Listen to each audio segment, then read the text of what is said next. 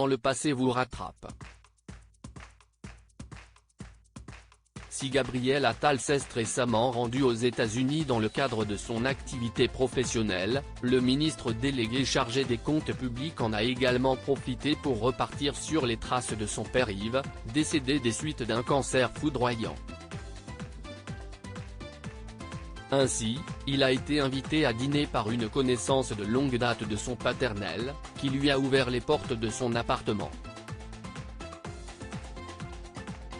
L'un de ses amis d'enfance, qui habite Washington, a appris que j'y faisais un déplacement officiel et m'a gentiment invité à dîner, a raconté l'ancien porte-parole du gouvernement dans un texte publié sur Instagram. Une fois qu'il a pénétré chez cet homme, Gabriel Attal a été saisi par l'émotion. En cause, la découverte d'un cliché de son père jeune. Quand la découverte d'une photo vous bouleverse et vous plonge dans une forme de joyeuse mélancolie. Voici un moment fort de mon déplacement à Washington que je ne vous avais pas encore partagé. Mon père est décédé brutalement il y a 7 ans, a-t-il raconté. Dans l'entrée de son appartement, de son hôte, note de la rédaction, je découvre, accrochée au mur, une photo de mon père jeune que je n'avais jamais vue. Il est à droite sur la photo. J'ai très peu de photos de lui jeune, a expliqué l'homme politique de 33 ans.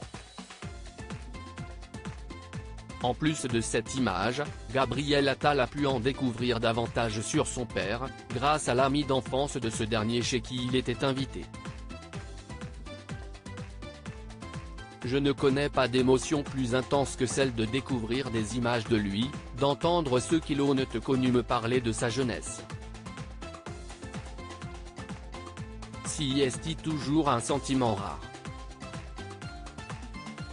Alors quand on ne s'y attend pas et que cela arrive par surprise, si est encore moins descriptible, a confié le collègue de Bruno Le Maire.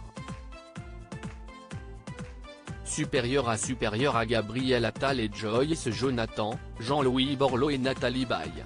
C'est Love Story de politiques oubliées. Les rares confidences de Gabriel Attal sur la mort de son père. Ce n'est pas la première fois que Gabriel Attal fait référence à la disparition de son paternel. En 2019, dans les colonnes de Libération, il s'était confié sur cette dure épreuve. Au même moment, l'avocat Juan Branco publiait le livre Crépuscule dans lequel il s'en prenait, entre autres, à Gabriel Attal. Certains mots n'étaient pas passés, notamment ceux à propos du père de l'homme politique. Il y a un truc qui m'a blessé, c'est le fait que Juan Branco s'en prenne à mon père.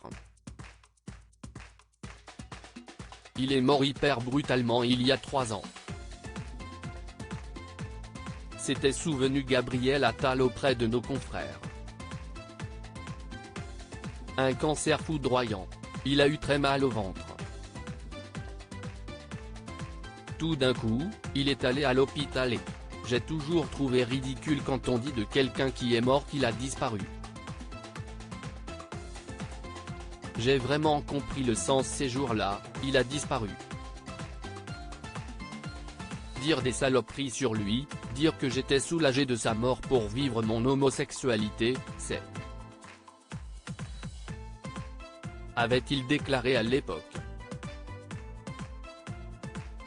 Malgré les différends qu'ils ont pu avoir, Yves Attal a conservé une place de choix dans le cœur de son fils. Crédit photo, Best Image.